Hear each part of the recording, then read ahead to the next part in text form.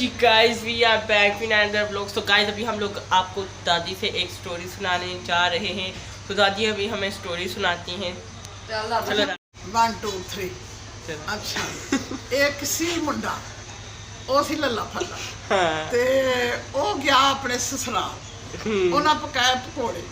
ਉਹਨਾਂ ਪਕੌੜੇ ਬਣਾਏ ਤੇ ਉਹਨੇ ਖਾਧੇ ਉਹਨੂੰ ਮਜ਼ੇਦਾਰ ਲੱਗੇ ਉਹ ਆਪਣੇ ਸਹੁਰੇ ਨਾਲ ਦੇ ਕਿ ਭਾਈ ਇਹਨਾਂ ਦਾ ਨਾਂ ਕੀ ਮੈਂ ਜਾਣਾ ਆਪਣੇ ਘਰ ਤੋਂ ਆਪਣੀ ਬੀਵੀ ਨਾਲ ਖਾਣਾ ਮੈਨੂੰ ਬਣਾ ਕੇ ਦੇ ਉਹਨਾਂ ਆਖਿਆ ਇਹਨਾਂ ਦਾ ਨਾਂ ਹੈ ਪਕੌੜੇ ਉਹ ਰੱਟ ਲਗਾਏਗੀ ਪਕੌੜੇ ਪਕੌੜੇ ਪਕੌੜੇ ਅੱਛਾ ਜਦੋਂ ਗਿਆ ਖਾਲ ਟੱਪਿਆ ਰਸਤੇ 'ਚ ਗਿਆ ਪੰਜਾਬੀ 'ਚ ਖਾਲ ਜਦੋਂ ਟੂਬਲ ਨੇ ਜਾਂ ਖੂਮੇ ਵਗਦੇ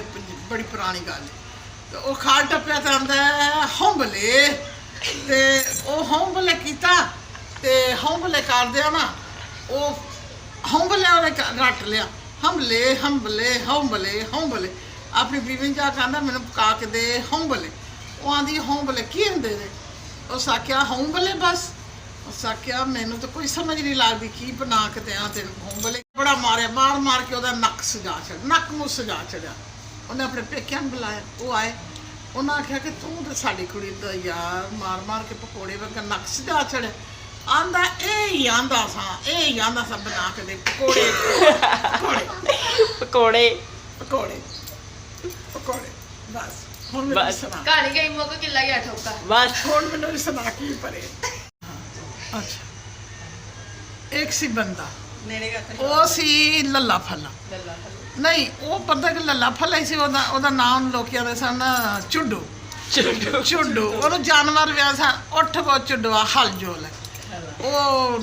ਆਂਦਾ ਕਿ ਮੈਂ ਤੇ ਮੈਨੂੰ ਸਾਰੇ ਚੁੱਡੂ ਆਂਦੇ ਨੇ ਚੁੱਡੂ ਮੈਂ ਤੇ ਆਪਣਾ ਨਾਮ ਬਦਲੀ ਕਰ ਚੱਲਾਂ ਉਹ ਜਾਂਦਾ ਨਾਮ ਬਦਲੀ ਕਰਨਾ ਪਹਿਲਾਂ ਜਾਂਦਾ ਮਾਛੜ ਕੋ ਰੋਟੀ ਖਾਣ ਤੇ ਉਹ ਆਂਦਾ ਕਿ ਮਤਲਬ ਇੱਥੇ ਜਿਵੇਂ ਹੋਟਲ ਆਉਂਦੇ ਤਾਂ ਉੱਥੇ ਮਾਛਣਾ ਕੋ ਤੇ ਉਹ ਰੋਟੀ ਖਾਣ ਜਾਂਦਾ ਤਾਂ ਉਹਦੀ ਨਾ ਦਾਲ ਲੈਂਦਾ ਉਹ ਪਿਆਲਾ ਹੁੰਦਾ ਤੇ ਉਹ ਬਚ ਜਾਂਦੀ ਹੈ ਥੋੜੀ ਜਿਹੀ ਆਂਦਾ ਇਹ ਮਾਛਣ ਆਂਦਾ ਕਿ ਤੂੰ ਮੈਨੂੰ ਨਾ ਇਹ ਬਾਜੀ ਪਿਛਲੇ ਪਾਸੇ ਪਾ ਦੇ ਪੁੰਡੇ ਪਿੱਛੇ ਤੇ ਉਹ ਰੋੜ ਕੇ ਨਾ ਉਹ ਮਾਛਣ ਵੀ ਤਪੀ ਹੁੰਦੀ ਹੈ ਉਹ ਰੋੜ ਕੇ ਤੇ ਉਧਰ ਪਾ ਦੇਣਗੇ ਥੋੜੀ ਜਿਹੀ ਜ਼ਿਆਦਾ ਰੁੜ ਜਾਂਦੀ ਉਹਨਾਂ ਦੀ ਲੈ ਝੁੱਡਵਾ ਰਾਜੀ ਹੈ ਤੇ ਆਂਦਾ ਤੈਨੂੰ ਬਾਜੀ ਦਾਲ ਤੇ ਰੁੜ ਗਈ ਸੋ ਰੁੜ ਗਈ ਤੂੰ ਦੱਸ ਮੇਰਾ ਨਾਂ ਤੈਨੂੰ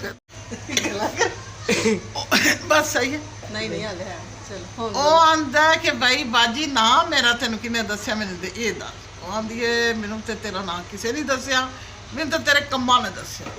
ਕਿ ਤੂੰ ਜਿਆਦੀ ਦਾਲ ਰੋੜ ਲਈ ਤੇ ਥੋੜੀ ਜਿਹੜੀ ਤੂੰ ਪਾ ਲਈ ਤੂੰ ਚੁੱਡੂ ਨੇ ਆਂਦਾ ਬਾਜੀ ਮੈਂ ਤਾਂ ਆਪਣਾ सा ਨਾਮ ਬਦਲੀ ਕਰਦਾ ਫਰੇਦ ਨਹੀਂ ਹੋਇਆ ਇਹ ਤਾਂ ਕੋਈ ਨਾਂ ਨਹੀਂ ਬਦਲੀ ਹੋਇਆ ਇਹ ਤਾਂ ਨਾਮ ਫੈਲ ਗਿਆ ਸਾ नाम जो है ना चुड्डू नाम फेमस हो गया चुड्डू चुड्डू तो अच्छा गाइस नाम जो है ना वो किसी का नाम चुड्डू नहीं होता बंदे के काम होते हैं काम चुड्डू चुड्डू वाले काम जब ਉਹਦੇ ਕੰਮ ਚੁੱਡੂ ਵਾਲੇ ਦਾ ਅੱਛਾ ਫਿਰ ਗਿਆ ਖੂਮੇ ਤੇ ਜਾਂਦਾ ਪਾਣੀ ਪੀਂਦਾ ਤਾਂ ਬੁੱਕ ਭਰਦਾ ਤੇ ਰੋੜਦਾ ਤੇ ਨਾ ਪੀਂਦਾ ਤੇ ਨਾ ਮੂੰਹ ਧੋਂਦਾ ਨਾ ਉੱਠਦਾ